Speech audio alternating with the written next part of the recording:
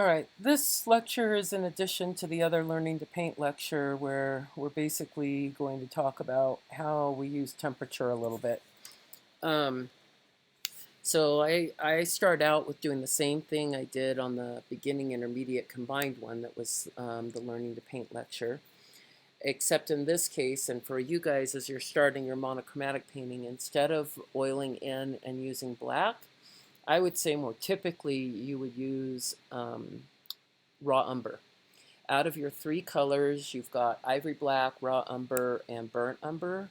The burnt umber is the warmest. The raw umber is a little bit more neutral. It's still on the warmer side rather than colder side, but it's a little bit more neutral. This is the raw umber you see me wiping in right here. And then the ivory black is the coldest, and ivory black is a very blue-based black. It comes out of the blue family, so it is a very cold black, which can make it sometimes feel a little bit harsh to people, but it makes for a really nice, dark, rich black. As I work on this, what I want to talk with you briefly about is some of you might be looking at that palette and going, what am I supposed to be doing with these three different colors? Well, essentially not much different from what you did with just a black and white palette. The reason we have the three colors is it does help you differentiate a little bit between your objects if you want to. I like the raw umber as being kind of a base to work in. It's a little bit nicer, a little softer on the eyes, I think because of the warm tones. It's nice that you have a little bit of a range. Typically what you're going to find is the majority of your objects that you're working on are going to have two or all three of the colors in them. It's just that one might lean a little bit more to having burnt umber, where another one might lean to being more predominantly ivory black, and so on. At the end of this, I will pull up the image of my monochromatic, actually I'll do it in the next lecture, of my monochromatic underpainting that I did last semester once it was done, so I can discuss that a little bit. So here what you can see is I'm just going through and blocking in my drawing, and I would suggest the same as the beginning class, that you do a couple studies and really kind of get used to the color palette that you've got there. It's not terribly difficult. What I'm going to do is I'm actually going to open up, let's see, let's move this over. Move this bar over here.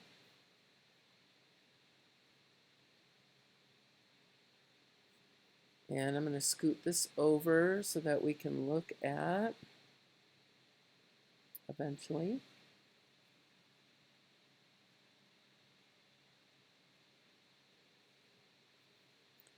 there's a photo of the eggs kind of close up. Might not necessarily be the exact same placement. But what I'm looking at, as you can see, there's a little bit more warmth.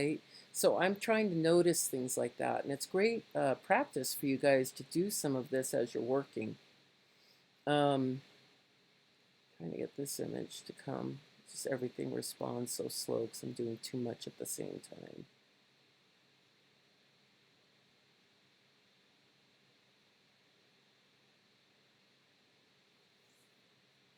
So you can see as I go through and block in on here, what I've done is I've been blocking in. I used a little bit of burnt umber tints down here. I used a little bit of gray and then raw umber up on top. I'm hitting some of that, like that reflected light here. It does definitely feel closer to the burnt umber to me, very warm toned. I would really like to get this image to open. There we go. This one's a little better just because you can see close up where I ended up with at the end. So you can see the different tones. As I came up in here, I used a mixture of tints of the raw umber along with tints of gray. Okay, so that made it so that it was a little bit more neutral on this side. This one I actually added a little bit more of the burnt umber into this upper tint, so it's just slightly warmer and kind of comes forward a little bit better. But you can see here as I'm blocking in some of the grays, and then I'm coming in on top with some of the tints of the raw umber. So this is essentially how I use this palette. As I move back and forth, if something feels warmer to me or cooler to me, I'm going to note that as I'm blocking it in. At the same time I'm doing this, I'm also paying attention to what my value temperature, my value scale is. All right, so in here I was hitting things that were around 6s and 8s mixed together. Here I hit more like 4s and 6s mixed together. I didn't want to get too light, but I also didn't want to get too dark. Here, this is a 4, but this is the 4 mixed with a little bit of 2 in it. That's why it gets a little brighter. Up here, I was hitting in with some of the 4s mixed with 2s in them. And then on the very top, it's just the 2s or even just a little bit of the pure white mixed into the 2. And then one of the beauties of this palette is that if you decide like this is all in shadow, but this side right here you want it cooler and this side you maybe want it a little warmer, then you pick the same value. You've mixed it all. You've made sure it matches. So let's say this was my 8, right? This 8 part of my raw umber. And the value of that carries the light through, but the temperature shifts the temperature from cooler to warmer like I want. So that's part of the reason that we go through and mix these palettes. It really affords you a lot of opportunity to move between the different temperatures, but keep your value very constant so that you can vary if something is warmer or cooler very easily, but at the same time, not break up your light, okay? The value is what sets your light. The temperature starts setting your color. It starts moving you into color. Value always is more important than color, but we can control both if we understand how to do it. I think I'm putting together a lecture for the beginning class for when they go into their intermediate, their middle projects, which start involving temperature. And in that lecture, which I will link to your class as well, I'll talk more fully about color temperature and have some diagrams and so on so I can describe it a little better. Hopefully this kind of makes sense. So what I would say is on this painting that you're going to start for the first project, the glazing project, these are the only colors that I should see in it. I shouldn't see any other colors in it yet.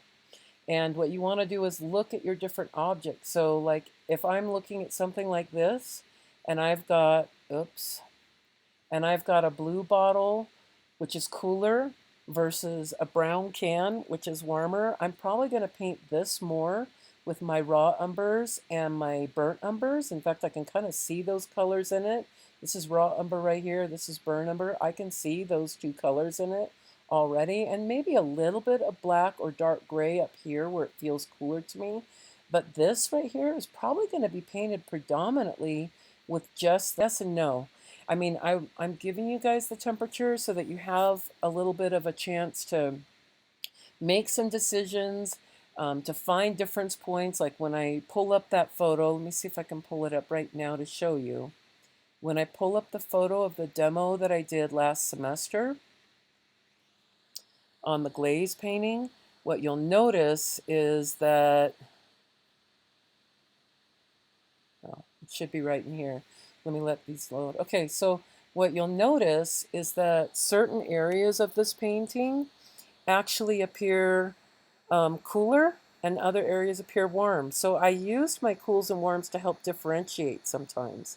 This was blue drapery, and so I stayed mostly with my gray tones. This area here was all blue drapery. In fact, we have a photo right here. It's very similar. So you guys are working from this same image or group of images basically for your painting. So as we look at this, I'll probably redo it every couple of semesters. Stop. So as we look at this, I decided this was kind of in the background. It was just extraneous. I took it out because it was going to cause problems with my final composition. And I did crop things in about here, okay? So that's about where my image stopped. So as you look at this, you can see this is a warmer toned blue. This is a green, which is very warm toned.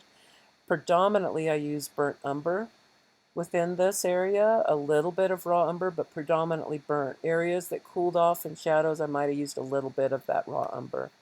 When you look at this object down here, I predominantly painted it in the warm tones because it's such a warm tone.